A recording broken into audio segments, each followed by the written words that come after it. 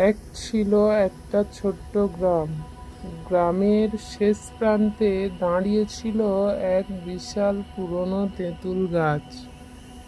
গাছটা এত পুরনো যে শেকড়গুলো মাটির বাইরে বেরিয়ে সাপের মতো পেঁচিয়েছিল।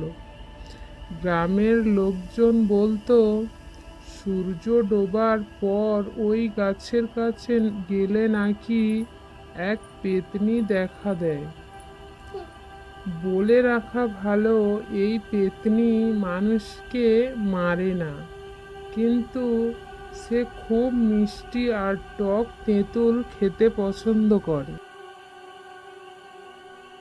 তবে যদি কেউ তেঁতুল দিতে চায়, তখন সে ভয়ঙ্কর হাসি দিয়ে তার চারপাশে কুয়াশার মতো ঘুরে বেড়ায়। একদিন গ্রামের সাহসী ছেলে রিফাত ঠিক করলো, পেতনির রহস্য সে ভেদ করবেই। রাতের বেলা এক থলে তেঁতুল নিয়ে সে গাছের নিচে চলে গেল। বাতাস থেমে গেল, ঝিঁ ঝিঁ পোকার ডাকও বন্ধ হয়ে গেল। হঠাৎ গাছের ডালে সাদা শাড়ি পরা এক লম্বা চুলের মেয়ের মতো ছায়া নামলো। চোখ দুটো জল জল করছে, ঠোঁটে হালকা হাসি। পেতনি বলল, তেঁতুল আছে তো দেবে?